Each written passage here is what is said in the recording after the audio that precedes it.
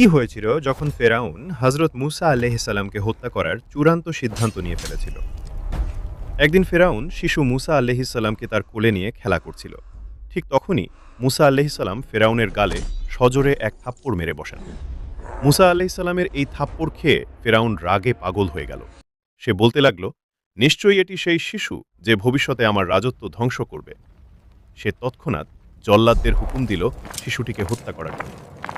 কিন্তু ফেরাউনের স্ত্রী হজরত আছিয়া বললেন, এ তো অবুঝ শিশু, ও নিশ্চয়ই ইচ্ছে করে থাপ্পড় মারেনি। তবুও আপনার যদি বিশ্বাস না হয়, তবে এক পাশে সোনা গয়না আর অন্য পাশে জ্বলন্ত আগুন রেখে শিশুটির পরীক্ষা নিন। যদি সে আগুনের বদলে সোনার দিকে হাত বাড়ায়, তবে বুঝবেন সে জেনে শুনেই মেরেছে।